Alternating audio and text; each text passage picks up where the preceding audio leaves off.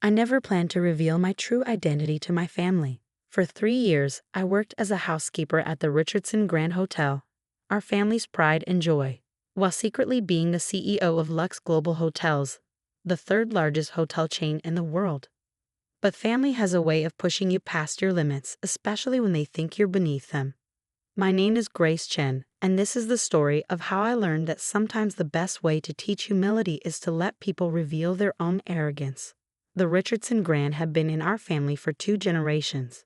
My Uncle Thomas inherited it from my grandfather, turning it from a modest local establishment into a respectable regional hotel.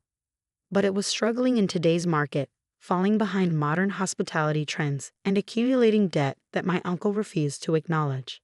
I remember the day I made the decision to work there. I had just finished a meeting with my executive team at Luxe Global, discussing potential acquisitions in the Northeast region.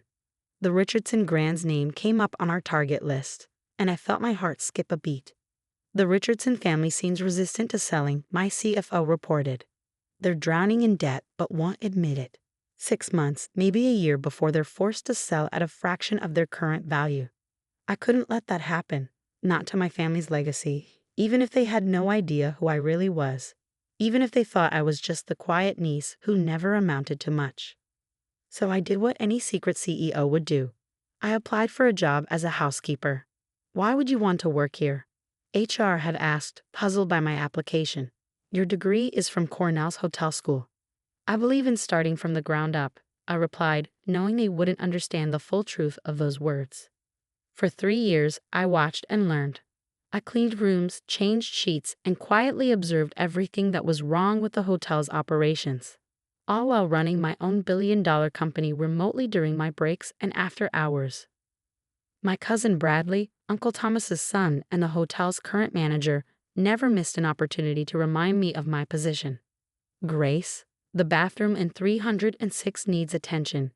He'd call across the lobby, making sure guests could hear him ordering around his own cousin. Try not to take all day this time.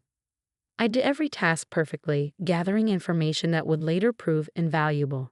Every leaking pipe, every outdated system, every guest complaint. I documented it all, not that anyone noticed. They were too busy looking down their noses at the quiet housekeeper who kept to herself.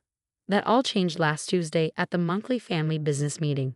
I usually wasn't invited, but this time Bradley had a special reason for wanting me there.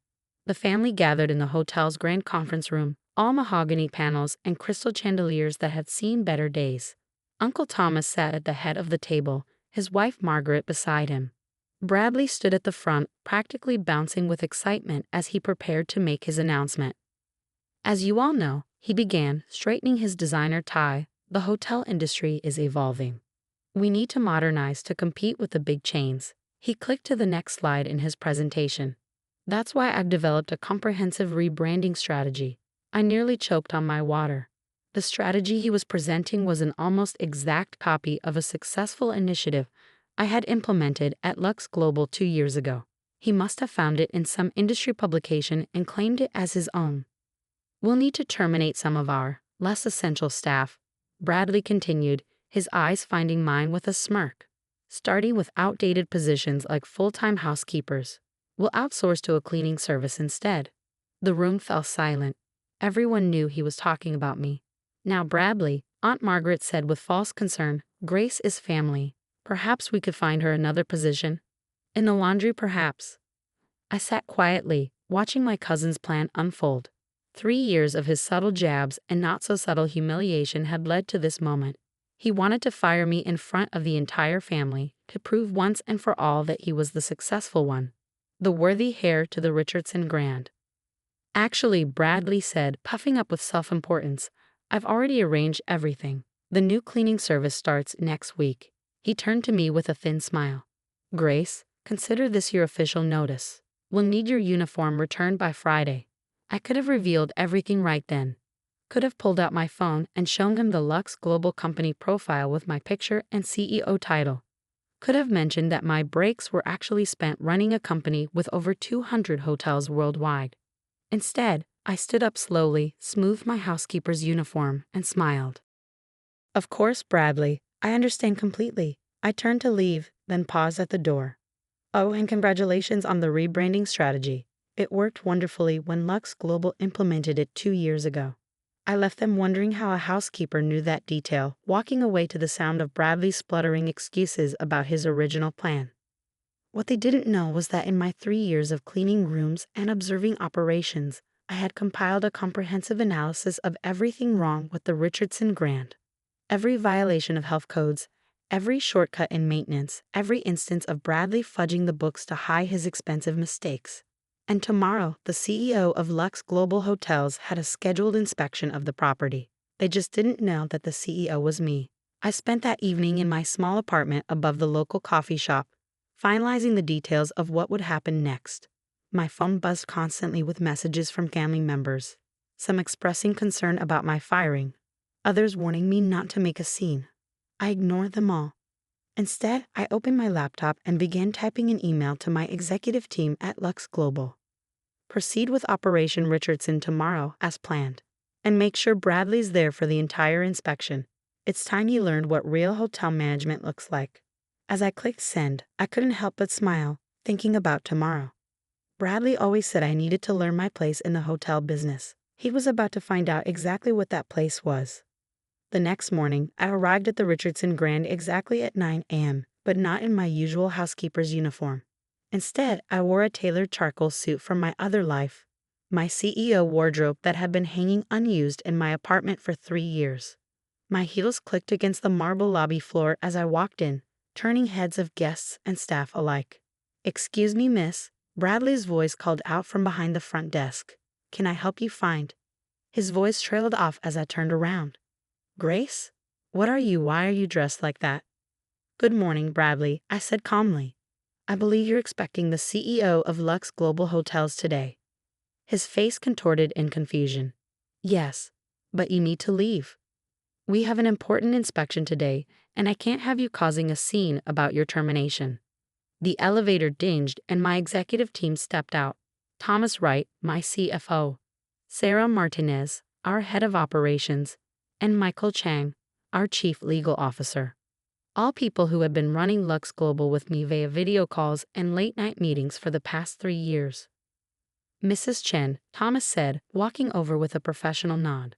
"The preliminary reports you requested are ready for review." Bradley's face went pale. "Mrs. Chen, what's going on here?" "Perhaps we should move this discussion to the conference room," I suggested. "And Bradley, please call Uncle Thomas and Aunt Margaret. They'll want to be here for this." 30 minutes later, my family sat in the same conference room where they'd fired me yesterday, but the power dynamic had shifted dramatically. My executive team lined one side of the table, while the Richardson family sat opposite, looking like they'd seen a ghost. "Let me make this clear," I began, standing at the head of the table where Uncle Thomas usually sat. "For the past 3 years, while working as a housekeeper here, I've also been serving as the CEO of Luxe Global Hotels.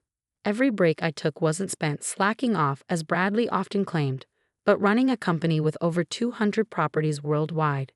"That's impossible," Aunt Margaret whispered. "You're just a maid." I finished for her. "That's exactly why this worked so perfectly. You were all so convinced of my insignificance that none of you ever bothered to Google my name or question why a Cornell graduate would choose to work as a housekeeper." I opened my laptop and projected a series of documents onto the screen. "During my time here, I've documented every violation of health codes, every instance of deferred maintenance, and every questionable accounting practice." I glanced at Bradley, who suddenly found the table very interesting, including the $500,000 renovation budget that actually went to covering gambling debts. Uncle Thomas's head snapped toward his son. "Bradley, is this true?" "Dad, I can explain." I continued before he could spin another lie.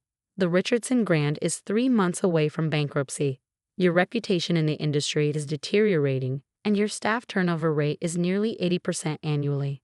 In short, this hotel is failing." The room fell silent. 3 years of hard truths laid bare in one moment. "Why?" Uncle Thomas finally asked, his voice barely a whisper. "Why work as a housekeeper if you're really who you say you are?" I sat down, softening my tone. "Because this hotel is our family's legacy. Grandfather built it from nothing. I couldn't bear to see it fail. I needed to understand exactly what was wrong before I could help fix it. Fix it? Bradley scoffed, finding his voice again. We don't need your help, and I still don't believe you're really. Sarah slid a folder across the table. Mrs. Chen's credentials, press coverage, and company documentation. Feel free to verify everything. As my family flipped through the papers, their faces cycling through disbelief, shock, and finally understanding, I laid out their options. Luxe Global is prepared to make an offer to purchase the Richardson Grand. A very generous offer considering its current financial state. We'll maintain the family name and history, but bring it up to modern standards. Or what? Uncle Thomas asked. Or I walk away, both as a housekeeper and as a potential buyer. But I should warn you, the next company that offers to buy this hotel won't care about preserving your legacy. They'll knock it down and build something new. Aunt Margaret, who had been unusually quiet, suddenly spoke up. All those times we looked down on you, treated you like you were beneath us. You could have said something. Would you have believed me? I asked quietly. Or would you have dismissed it as the desperate lies of just a maid? The silence that followed was answer enough. I stood up, gathering my papers. I'll give you 24 hours to decide. If you accept our offer, the Richardson Grand will become the flagship property of our new classic hotels division. If not, I shrugged. I hear the property developers are offering a fair price for the land. As I turned to leave, Bradley's voice stopped me. Wait. The rebranding strategy I presented yesterday was a copy of my initiative from 2 years ago. Yes, I know. Next time you decide to plagiarize someone's work, Bradley, make sure they're not in the room. The next 24 hours were tense. My phone remained silent as my family processed everything they'd learned. I spent the time in my small apartment, finally able to work openly on my laptop without hiding my CEO identity. At exactly 9 a.m. the next morning, Uncle Thomas called. We accept, he said, his voice heavy with emotion. But Grace, I need to know, can you forgive us? I thought about all the times they dismissed me, looked down on me, treated me as less than family. But I also thought about my grandfather, who taught me that true leadership isn't about revenge. It's about making things better. I'm not interested in forgiveness, Uncle Thomas. I'm interested in making the Richardson Grand great again. Are you ready to help me do that? The transformation of the hotel took 6 months. Bradley was reassigned to our property in Miami, starting as an assistant manager, where he could learn the business properly. Uncle Thomas retired but stayed on as a consultant, his decades of experience finally being put to good use without the stress of running the whole operation. The Richardson Grand became our most successful classic property, a perfect blend of historic charm and modern efficiency. The staff turnover rate dropped to 15%, and our guest satisfaction scores soared. 1 year after the revelation, I stood in the newly renovated lobby, watching guests check in at the gleaming front desk.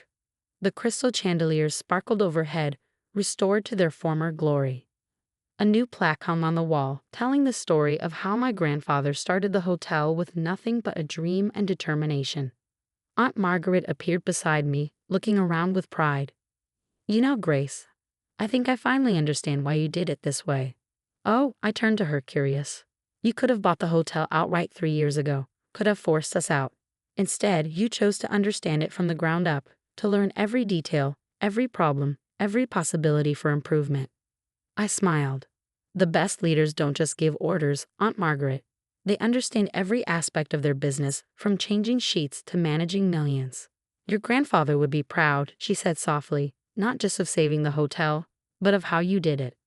As I watched another happy family check in, I thought about everything that had happened. The 3 years of being underestimated, of cleaning rooms while running a global company, of biting my tongue through countless family meetings. Had it been worth it? The hotel's new rating had just come in that morning, 5 stars, the highest possible score. Our occupancy rate was at 95%, and we had a waiting list for premium rooms. The staff moved through the lobby with pride and purpose, each one properly trained and fairly compensated. But more importantly, my family had learned valuable lessons about humility, respect, and true leadership. Bradley was actually doing well in Miami. Having finally understood that success comes from hard work and integrity, not arrogance and shortcuts. Yes, it had been worth it. I straightened my suit jacket and headed to my office. the same room where Bradley had once summoned me to clean bathrooms. Now it was command central for both the Richardson Grand and my ongoing duties as CEO of Luxe Global. On my desk sat a framed photo of my grandfather standing proudly in front of his newly opened hotel. Next to it was my old housekeeper's uniform, preserved in a shadow box with a small plaque that read, "Never forget where you started." And I never would, because sometimes the best way to lead isn't from above, but from within. Sometimes the quietest person in the room is the one you should watch most carefully. And sometimes, just sometimes, the maid turning down your bed is actually the CEO making sure everything is perfect. As for me, I still occasionally put on a housekeeper's uniform and spend a day working alongside our staff. It keeps me grounded, keeps me connected to what matters most in this business, the small details that make a hotel feel like home. After all, you never know who might be watching, learning, and waiting for the right moment to reveal their true worth.